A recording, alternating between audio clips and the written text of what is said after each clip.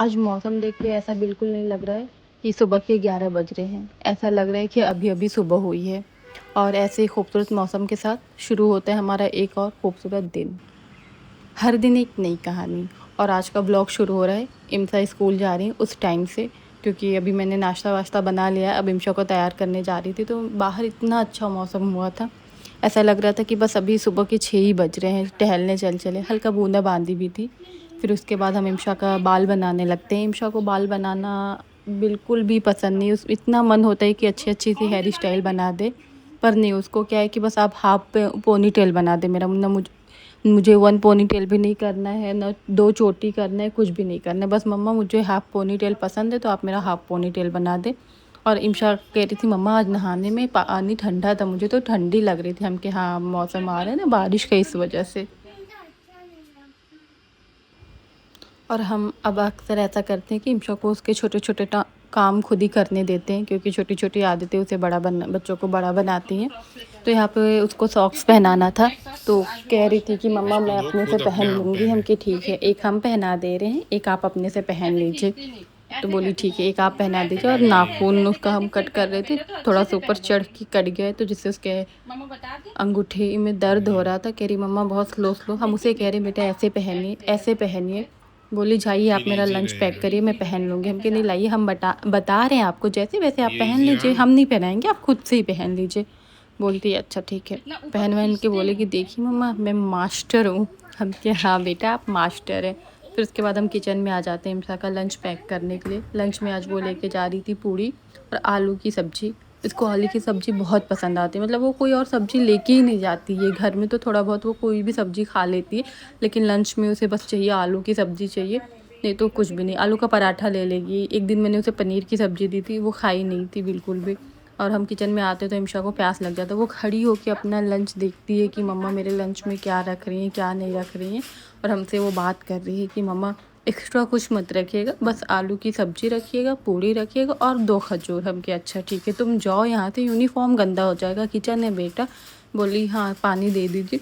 बहाने-बहाने से वो खड़ी रहती है कि पानी दे दीजिए, तो कुछ खाने के लिए दे दीजिए। कुछ नहीं समझ में आएगा, सब कुछ हुआ रहेगा, क्योंकि मेरा मन हो रहा है कि मैं अपने मुँह में कुछ डाल लूँ, ज़रा कुछ दे दीजिए। बस ये देखने के लिए कि एक्स्ट्रा लंच तो नहीं रख दे रहे हैं, जो इम्शा कहीं वो अलग से तो कुछ हम अपने मन से नहीं रख दे रहे हैं। और यही देखिए पानी पी के दुपट्टे में मुँह पोंछा जा रहा है। हम भी अभी वॉइस ओवर करते टाइम ही देख रहे हैं। फिर हम इम्शा से कह रहे हैं जाओ टिफ़िन रखो अपना, लो बैग में, हम आ रहे हैं। बोले नहीं आपके साथ चलूँगी। हम कहे लो हो गया, जो तुम कही वही दिए हैं बेटा, कुछ अलग से नहीं है। कह रही नहीं आपके साथ चलूँगी मैं। हम कहे अच्छा ठीक है, आओ चलो लाओ, लाओ बैग लाओ अपना। बोले आप लेकर आइए, मैं बैग लेकर आती हूँ। फिर यहाँ पे वो उसके बैग का की चेन निकल गया था, उसके स्कूल से मिला था, उस पे सीनियर केजी लिखा हुआ था। तो वही कह रही मम्मा मेरा गुम हो गया, मेरा ढूँढ दीजिएगा, मैम को बोल दीजिएगा। हम कहे ठीक है चलो। फिर आप आज स्कूल छोड़ने चलेंगे मुझे। हम कहे ठीक है, पहले बताओ कहाँ गया, स्कूल में गिरा है कि बाहर गिरा है? बोली मम्मा मुझे नहीं याद है कहाँ गिरा है। हम कहे चलो ठीक है, कोई बात नहीं, चलो चलते हैं स्कूल, मैम से बात करेंगे, मिल जाएगा तो ठीक है। कि मैम से मत बात करिएगा, दीदी को बोलिएगा, क्योंकि दीदी झाड़ू पोछा करती है ना, तो उनको पता होगा क्लास में गिरा है कि नहीं। फिर अपना इम्शा शूज़ वगैरह निकालती हैं।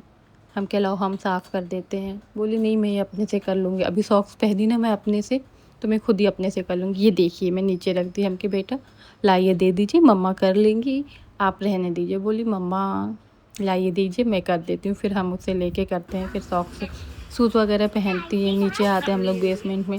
आज मौसम ऐसा होने की वजह से बेसमेंट में काफ़ी अंधेरा था, मतलब अभी 11 साढ़े 11 बज रहे हैं, लेकिन ऐसा लग रहा था कि मगरिब का टाइम हो गया, शाम हो गया, ऐसा अंधेरा था।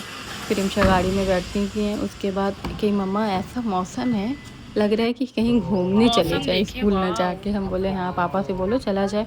कि मम्मा ये देखिए स्काई कैसा हो रहा है, पानी आ जाएगा, भी ऐसा लग रहा है उसमें से निकल जाएगा। हम कि पानी निकलिए बारिश हो जाएगी। बोले हाँ वही मेरा मतलब है कि बारिश हो जाएगा। उसके बाद फिर इम्शा गाड़ी में दुआ पढ़ती हैं, तो अपना यहाँ पे दुआ वुआ पढ़ रही हैं, तो वो कहेंगी नहीं एक बार आप पढ़िए, एक बार पापा पढ़ेंगे, एक बार हम पढ़ेंगे, तो ऐसे 3 टाइम्स हो जाएगा। तो हम लोग बोले पहले तुम तो पढ़ लो। फिर वो शुरू करती है, तो कह रही मम्मा आज आप मुझे लेने भी आइएगा। ऐसे रास्ता 5 मिनट का ही रास्ता है, स्कूल का ख़त्म हो जाता है, स्कूल पहुँच जाता है। और हमें लगता है कि इम्शा पीछे वाले दरवाजे से उठेंगे, हमें डर लगा कि अगर अभी दरवाज़ा बंद किए होते तो चोट लग गई होती। फिर इम्शा को छोड़ के घर आ जाते हैं। घर आने के बाद रोज़ का काम शुरू हो जाता है। उसके बाद मैं अपना पैकिंग करने लगती हूँ, क्योंकि मम्मी के यहाँ जाना है। तो फिर याद आता है कि अरे ये 2 दुपट्टा तो वो पिको ही नहीं है और ख़ुद हमें ही पिको करना था। तो हम के पहले पैकिंग छोड़ो, जो सामान जैसे रखना है रख लें, नहीं तो अगर दुपट्टा इसमें रहेगा फिर वो हो नहीं पाएगा। तो फिर हम सामान जितना होता है अभी और ज़्यादा इधर-उधर से लाने से अच्छा है कि पहले जो बेड पे रखा हुआ है वो कर लें। पैकिंग कल शाम में ही हम कर लेते अपना लेकिन मेरे साथ इम्सा भी पैकिंग करने बैठी थी शाम में। तो जो कपड़ा फ़ोल्ड था उसे भी खोल के वो फ़ोल्ड कर रही थी और प्रेस के सारे कपड़े हैं तो ख़राब हो जा रहे थे। हम कहे इम्शा आप मत करिए बेटा, कि मैं आपकी हेल्प कर रही हूँ, आपको अच्छा नहीं लग रहा है कि आपकी बेटी आपकी हेल्प कर रही है? हम कहे हमें बहुत अच्छा लग रहा है मेरी बेटी मेरा हेल्प कर रही, बट ये हेल्प नहीं चाहिए हमें, थैंक यू सो मच। बोली नहीं मम्मा मैं आपकी हेल्प करूँगी। इसलिए शाम में मैंने ज़्यादा पैकिंग वगैरह नहीं किया, वैसे ही सब चीज़ें हटा दी कि इम्शा कल स्कूल चली जाएगी तब करेंगे। और अभी मेरा खाना बनाना भी बाकी है। हमें ऐसा लग रहा है कि आज लेट हो जाएगा इम्शा के आने से पहले, क्योंकि कुछ कपड़े अभी प्रेस करने के लिए भी बाकी हैं और कुछ ऐसे। तो फिर हम फटाफट से अटैची बंद करते हैं, सोचते हैं पहले जाए पिको कर लें, देखते हैं मशीन का क्या है, सही है कि नहीं है, तो फिर उसके बाद दूसरा काम करेंगे। और यहाँ पे हम जो चीज़ें थोड़ी बहुत सही थी उसे रख के मशीन बैग बंद कर लेते हैं। उसके बाद मशीन लेने चले जाते हैं, क्योंकि मशीन काफ़ी दिन से ऐसे ही रखा है तो उस पर धूल भी जम गई होगी। पता नहीं कहाँ से इतना पूरे घर का विंडो बंद होता है, सब कुछ होता है, फिर भी धूल ऐसी आती है कि पूछे मत।